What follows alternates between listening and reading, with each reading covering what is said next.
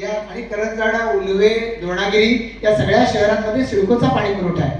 सिडकोच्या ताब्यात पाणी पुरवठा आहे. महापालिकेने सगळ्या व्यवस्था हातात घेतल्या, पाणी पुरवठा घेतली नाही. कारण आम्ही सिडकोला सतत सांगत राहिलो की तुम्ही हे सगळं पूर्ण करून द्या, आम्ही ताब्यात घेऊ. हे सगळं पूर्ण करणं म्हणजे काय, हेटवणे जाण्याचं काम आहे, हे पूर्ण करून द्या. याचबरोबरीनं खारघर, कळंबोली, कामोठा या ठिकाणी पाण्याची वितरण व्यवस्था आज तरी मॅन्युअल आहे. पंप हाऊस मध्ये कॉन्ट्रॅक्टर लोक हे पाणी सोडत राहतात. आता या सिस्टीम मधून लोकांचा सुटका व्हावी, कारण लोकांचा आरोप राहतो की अमुक अमुक ठिकाणीच पाणी जास्त जातं.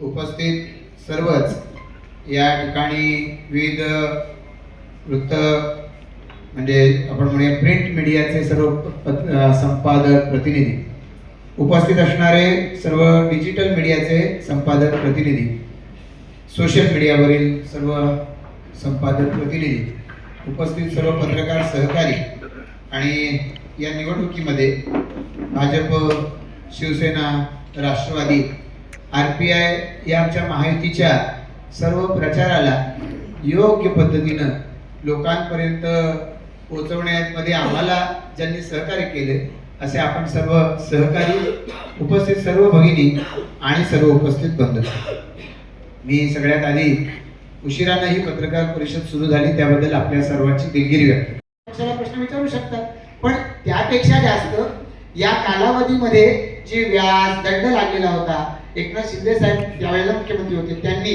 आणि देवेंद्र फडणवीस साहेबांनी सांगितलं आणि आम्ही त्याची आता अंमलबजावणी केली. व्याज दंड हा 90% माफ केला गेलेला आहे आणि हाही एक मोठा दिलासा नागरिकांना मिळाला आहे. नागरिकांना ह्याची कल्पना आहे की फक्त करमुक्ती असं बोलून चालत नाही, सर्व्हिसेस पाहिजे, तर त्यासाठी काही अंशी वाजवी दरात कर लागला पाहिजे आणि तो भरण्याचा लोकांनी तयारी दाखवली आणि म्हणून 200 कोटीपेक्षा जास्त हा ठिकाणी कर हा गेल्या माफीच्या कालावधीमध्ये वसूल झालेला आहे. आज या सगळ्या मधून आम्ही आपल्या सर्वांपर्यंत हे जे संकल्प पत्र घेऊन आलोय, ते संकल्प पत्र आम्ही प्रत्येक शहरामध्ये या ठिकाणी वाटलं आणि महापालिकेच्या क्षेत्रामध्ये इन्फ्रास्ट्रक्चर कसं वाढतंय, ते वाढणाऱ्या इन्फ्रास्ट्रक्चरला चॅलेंजेस काय आहे, मग त्याच्या दृष्टिकोनातून रस्त्यांचं जाळं कसं निर्माण केलं जातं, पाण्याची गरज मुख्यमंत्री महोदय बोलले आणि आम्ही आमच्या जाहीरनाम्याच्या माध्यमातून देखील आपल्या सर्वांपर्यंत हे मांडलेलं आहे की कशा पद्धतीने आम्ही पुढे जातोय. सगळ्याच्या सगळ्या आमचे जे उमेदवार आहेत या सगळ्या उमेदवारांना आम्ही आता या आमच्या महायुतीचे हे एका अर्थानं केंद्र सरकार, राज्य सरकार या महायुतीचे हे एका अर्थानं आमचे असं म्हणूया की जनदूत आहे की जनतेच्या आशा आकांक्षा आमच्यापर्यंत पोहोचल्या. त्याच्या सभेमध्ये ते आम्ही मुख्यमंत्र्यांपर्यंत नेल्या आणि यांच्या मार्फत आमच्याकडे आलेल्या जनतेच्या आशा, अपेक्षा, समस्या या सगळ्या आम्ही लोकांच्या मार्फत त्या ठिकाणी मुलाखतकर्त्यांनी मुख्यमंत्र्यांच्या पुढे मांडल्या आणि मग मुख्यमंत्र्यांनी त्या बाबतीमध्ये आपल्या परीनं त्याच्यावरती राज्य सरकार म्हणून काय करणार हे सांगितलं. आता पाण्याचा विषय साहजिकच आहे त्या बाबतीपर्यंत, तर त्यासाठी कार्यकर्त्यांची चांगली टीम असावी लागते, कार्यकर्त्यांचं चांगलं नेटवर्क असावं लागतं, जे आमच्या सुदैवानं आमच्याकडे सातत्यानं राहिलेलं आहे. राज्याचे माननीय मुख्यमंत्री देवेंद्र फडणवीसजी, सन्माननीय उपमुख्यमंत्री एकनाथ शिंदे साहेब आणि अजितदादा पवार या सगळ्यांच्या बरोबरीनं काम करत असताना आम्ही महायुतीचे कार्यकर्ते आहोत, सन्माननीय आठवले साहेबांचे आम्ही कार्यकर्ते आहोत. तर संवाद या विषयावरती आम्ही सतत भर ठेवला. आम्ही प्रचाराची पत्रकं घेऊन लोकांच्याकडे गेलो, त्यांच्याशी संवाद साधलाय. आम्ही फक्त प्रचाराच्या निमित्तानं लोकांकडे गेलेलो नाही, आम्ही सातत्यानं मोदी सरकारची कामं लोकांपर्यंत घेऊन गेलोय, राज्य सरकारची कामं लोकांपर्यंत घेऊन गेलोय. त्यामुळे लोकांना आम्ही नवीन नव्हतो, लोक आम्हाला नवीन नव्हते. भारतीय जनता पार्टी म्हणून आमची ताकद काय आहे सगळ्यात जास्त की आम्ही बहुतांश इमारतींमध्ये आमचे सेक्टर प्रमुख आहेत. भाजपची मूळ रचना आमची शक्ती केंद्र प्रमुख, बूथ अध्यक्ष ही आमची रचना आहेच.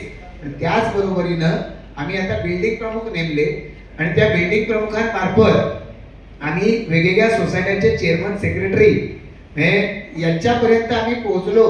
प्रत्यक्ष मुख्यमंत्र्यांच्या संवाद सभेचं आमंत्रण घेऊन त्यांच्यापर्यंत पोहोचलो.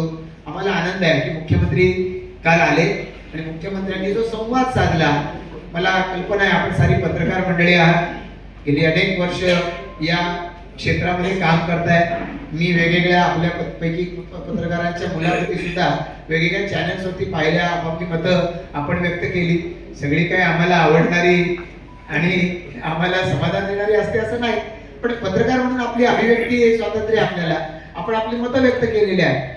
आमच्या परीनं आम्ही लोकांपर्यंत पोहोचण्याचा प्रयत्न केलेला आहे. मुख्यमंत्र्यांनी काल इथे आल्यानंतर पनवेल महापालिकेचं काम सांगितलंच, पण त्याही पलीकडे जाऊन पनवेल महानगर कसं वेगाने विस्तारित होत आहे हे सुद्धा सांगितलेलं आहे. काल मुख्यमंत्री कोल्हापूरमध्ये होते आणि तिथून ते पनवेलमध्ये आले. कोल्हापूरमध्ये तिथे विषय आहे कोल्हापूर महापालिकेची हद्दवाढ, आणि त्या संदर्भात मुख्यमंत्र्यांनी तिथे मत व्यक्त केलं. सोशल मीडियावरती ते उपलब्ध आहे. आपली महापालिकाच त्यामुळे मतदारांवरती परिणाम होऊ शकतो. मला या ठिकाणी जाणीवपूर्वक सांगायचं आहे आपल्याला की हे 6 जण जे माघार घेतली गेली त्यांची मुलाखत घ्या, त्यांना विचारा काय केलं, पैसे दिले का आम्ही, त्यांना विचारा का कुठला दबाव आणला, काही पोलीस कंप्लेंट वगैरे झाली का, ज्यांचे ते उमेदवार होते, ज्यांनी त्यांना विश्वासाने उमेदवारी दिली होती, पोलीस ठाण्यामध्ये एखादी तक्रार दाखल झाली का. आणि मग तसं नसेल तर याचा आरोप आमच्यावर कशासाठी आहे. त्यांचे उमेदवारच अशा पद्धतीचे तकलादू स्वरूपाचे होते की ज्यांना उमेदवार देता येत नाही, तर पनवेल शहरात नवीन पनवेलला राहणारे बहुसंख्य उमेदवार दिलेले होते. हे कशाचं लक्षण आहे. आज सन्माननीय जयंत म्हात्रे साहेब आमच्या बरोबर आले, प्रीतम म्हात्रेजी आमच्या बरोबर आले, त्यांच्याबरोबर त्यांचे सहकारी नगरसेवक आले, त्याच्या आधीच्या वेगवेगळ्या टप्प्यावर वेगवेगळे नगरसेवक आले. आता त्यांच्याकडे वर्षानुवर्ष जे त्यांच्यासाठी लढत होते ते नाहीयेत सोबत. मान्य केलं पाहिजे, त्यांनी मान्य केलं पाहिजे. आणि त्यामुळं मला असं सांगायचंय आणि मला आत्मविश्वासाने आपल्या सगळ्यांच्या समोर सांगायचं आहे की आमचे 6 नगरसेवक निवडून आले त्याचा आम्हाला फटका बसणार नाही. या उलट ही या ठिकाणी जी ताकद जनतेच्या आशीर्वादाने आमची निर्माण झाली, मला असं वाटतं की ते एका अर्थानं या सगळ्या राजकीय व्यवस्थेमध्ये जे आमची ताकद अधोरेखित झालेली आहे आणि या 6 जणांनी आमच्यासाठी शुभशकुन निर्माण केला आहे आणि तो शुभशकुन घेऊन या निवडणुकीला आम्ही सामोरं जातोय. आमचे 6 उमेदवार नगरसेवक या भूमिकेमध्ये पोहोचले. शासनाचा निर्णय जाहीर व्हायचा आहे, चौकशी नंतर होईल आणि चौकशी कुठली होऊ द्या, आम्हाला त्याच्यामध्ये कुठल्याही पद्धतीची अडचण नाही. आणि आत्मविश्वासानं या निवडणुकीला आम्ही त्यांच्या सोबत सामोरे जात आहोत. आज यामध्ये माननीय भाजपचे प्रदेश अध्यक्ष रवींद्र चव्हाण साहेब यांच्या 2 जानेवारीच्या आमच्या सर्व कार्यकर्त्यांच्या संवाद मेळाव्यापासून जी सुरुवात झाली आणि काल माननीय मुख्यमंत्री यांच्या संवाद सभेपर्यंत हा आमचा प्रवास हा त्यांनी सांगितला. या सगळ्या कालावधीमध्ये माननीय पंतप्रधान नरेंद्र मोदी यांचं विजन म्हणजे सबका साथ सबका विकास हे त्याचं कायम सूत्र राहिले आणि हे सगळं सबका प्रयास याच्या माध्यमातून हे आजवर शक्य झालंय हे माननीय पंतप्रधानांनी सांगितलेलं आहे. त्यामुळे संवादापासून संवादापर्यंत हा जो प्रचाराचा प्रवास आम्ही आपल्याला सांगितला त्याच्या पाठीमागे आपल्या सगळ्यांपर्यंत आम्ही कशा पद्धतीने पोहोचू शकलो हे आम्ही सांगतोय. म्हणजे काल कामोठ्यामध्ये आमच्या वॉर्ड निहाय पोलिंग एजंटच्या सभा पार पडल्या. सोशल मीडियाच्या माध्यमातून निर्माण केलेल्या वॉरूम्स असतील किंवा उमेदवारांचे प्रचार पत्रक असतील, या सगळ्याच बाबतीमध्ये भारतीय जनता पार्टी, शिवसेना, राष्ट्रवादी, RPI या आमच्या महायुतीनं सतत प्रचारामध्ये आघाडी घेतली. प्रचार करत असताना घराघरापर्यंत आम्ही गेलं पाहिजे याच्यावरती सगळ्यांचा आमचा विशेष आग्रह होता. प्रचार करत असताना आपल्याला कल्पना आहे प्रभाग क्रमांक 1 पासून 20 पर्यंत झाला.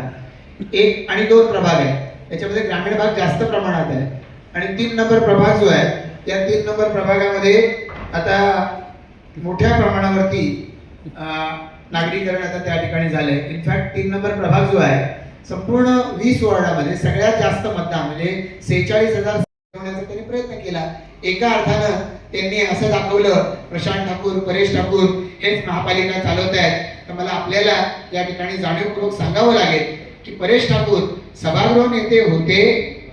भाजपचा आमदारांच्या नातेवाईकाला तिकीट न देण्याचा निर्णय आणि तोही निर्णय कसा होता, पहिल्यांदा निवडणूक लढवत असेल तर त्याला तिकीट द्यायचं नाही. आधी जे राजकारणात आहेत मुंबई पासून तुम्ही आपण पहा की त्यांना मात्र तिकीट त्या ठिकाणी मुंबई पासून अन्य ठिकाणी दिली गेली, जे आधीपासून राजकारण होते. पण आमदार आता झाला 1 वर्षापूर्वी आणि लगेच घरातल्या कुटुंबियांना त्या ठिकाणी सांगतोय, असं घडता कामा नये. यासाठी माननीय या म्हणजे सभागृह नेते माजी परेश ठाकूर यांनी आधीच निर्णय घेतला, मी निवडणूक लढवणार नाही आणि परेश ठाकूरांनी ही निवडणूक लढवलेली नाही. त्यामुळे आमच्यावरती जे आरोप करतायत त्यांनी या दृष्टिकोनातून विचार करावं की आपण कशा पद्धतीचे आरोप करतोय.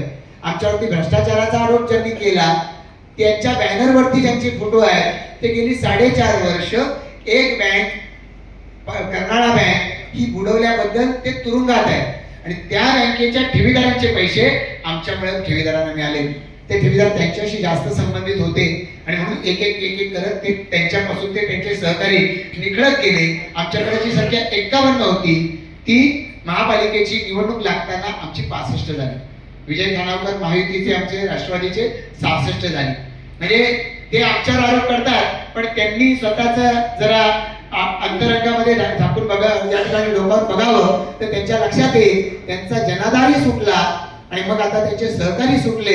आज आमच्या बरोबर त्यांच्यातले निवडून आलेले सहकारी आमच्या बरोबर का आले याचं कारण असं आहे की त्यांच्यावरचा जनतेचा विश्वास आधीच उडाला होता. ती जनता या काम करणाऱ्या कार्यकर्त्यांना सांगत होती तुम्ही यांची साथ सोडा नाहीतर हळूहळू तुम्ही सुद्धा लोकांच्या मधून बाद व्हाल. आणि त्यामुळे योग्य वेळी त्या आमच्या सहकार्यांनी निर्णय घेतला आणि ते आमच्या बरोबर आले. मला वाटतं की हे एवढंच सेल्फ एक्सप्लेनेटरी आहे.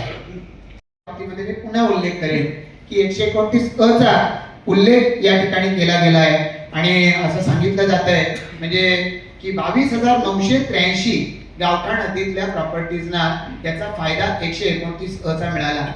आम्ही जर 129 अ लावायच्या विरोधात असतो तर 22,983 प्रॉपर्टीजना त्याचा फायदा मिळाला असता का? तो कसा मिळाला? कारण गावठाण हद्दीमध्ये सगळीकडे लागलं पाहिजेच. ज्यांना ज्यांना टॅक्स लागलाय ग्रामपंचायतीचा त्यांना त्या 129 अ चा फायदा मिळतोय आणि त्या 129 अ च्या आधारे त्यांचं टॅक्स एकाच वेळेला न लागता त्यांना 20%, 40%, 60%, 80%, 100% असा टप्प्याटप्प्याने तो लागत गेलाय. आम्हाला आनंदच आहे, काही अडचण नाही त्याच्यामध्ये. आम्ही तर 50% टॅक्स कमी करा असा आम्ही ठराव आणला. सत्ताधारी ठराव आणत असतात. आम्ही तो ठराव मांडला, त्या ठरावाला पाठिंबा दिला गेला. आज आमच्या विरोधात ज्या एका वार्डामध्ये उभे आहेत आणि ज्यांची आता सगळी लढाई त्या एका वार्डात चालू आहे त्या आता आरोप करतायत की पत्रकार परिषदेमध्ये आम्ही आरोप ऐकला की असं असं झालं त्यांच्यामुळे ही टॅक्स माफी झाली. मला त्यांना सांगायचं आहे त्याच पत्रकार परिषदेमध्ये त्यांनी सन्माननीय गोविंद राजन जे नगरविकास सचिव आहेत त्यांच्या मीटिंगचाही कोट केला. मग त्या मीटिंग मध्ये त्या ठिकाणी 129 अ लागू झाला पाहिजे या दृष्टिकोनातून त्यांनी त्यावेळेला सुतोवाच का नाही केलेला आहे? त्याचा आग्रह त्यांनी त्या बैठकीत का नाही धरलेला आहे? सुप्रीम कोर्टामध्ये 4-4 वर्षांची लढाई चालू आहे. त्या 129 अ चा आग्रह धरून त्यांना सुप्रीम कोर्टाने 4 वर्षात एक रिलीफ का नाही दिला? आता हे उशिरा सुचलेलं शहाणपण आहे. जेव्हा पायाखालची जमीन सरकते त्यावेळेला या सगळ्या गोष्टी सुरू होतात आणि त्यामुळे हे आज निवडणुकीसाठी निवडलेलं यांचं हे खेळणं आहे. हा खुळखुळा ते 15-16 तारखेपर्यंत वाजवतील आणि त्यानंतर मग ईव्हीएम आणि बाकी सगळ्या गोष्टींच्या नावानं हे सगळे गळा काढणार आहे. आज आम्ही अशा निगेटिव्ह पब्लिसिटीच्या आधारे आणि असा कुठला तरी एखादा मुद्दा मुख्यमंत्र्यांनी तर उत्तरच दिलं का की लोकांना जर सेवा सुविधा द्यायच्या तर लावावाच लागेल, वाजवी असला पाहिजे आणि तो वाजवी असण्याच्या दृष्टिकोनातून